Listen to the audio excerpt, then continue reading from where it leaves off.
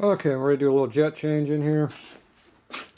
So to do a jet change, you need a 5/8 wrench, and you need this special S&S screwdriver. Thing works nice, or you just need a little stubby screwdriver. Like this also will work. Get inside the float pole. Still warm under here a little bit. Basically, I pull this drain plug out right here. The jet's right behind that. You come up and below, and you can unscrew the main jet. You can't do the low speed jet, but you can do the main jet. So luckily, we only got to do the main jet. Most of the gas should have been drawn out when the motor sucked it down, but there will be a few drops that'll come out. So you can stick this in here and catch a little bit of it. Pipe's still a little warm.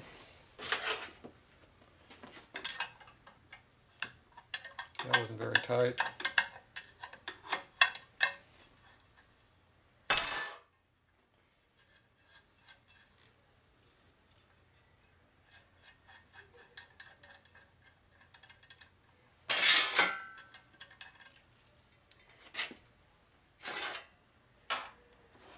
A little bit of leakage, but not too bad.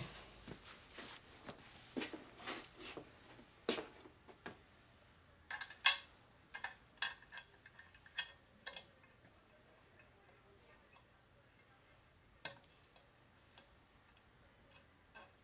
really fun to do with hot pipes.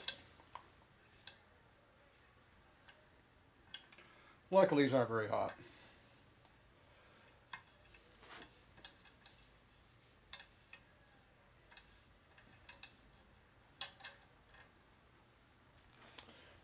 The jet comes out.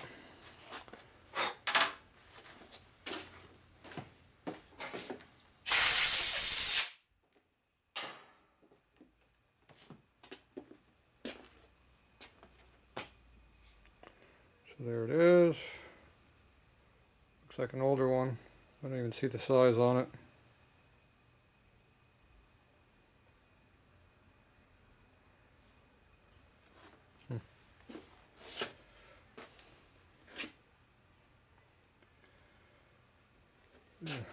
Great.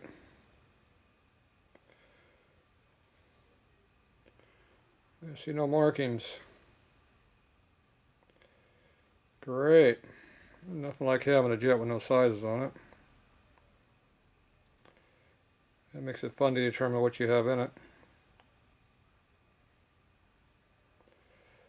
There might be a scribble mark in there, maybe, I'm not sure. Yeah. Alright, well there you go. We need one smaller than this. We can't tell what this is because I can't read it. I don't even see a marking to read.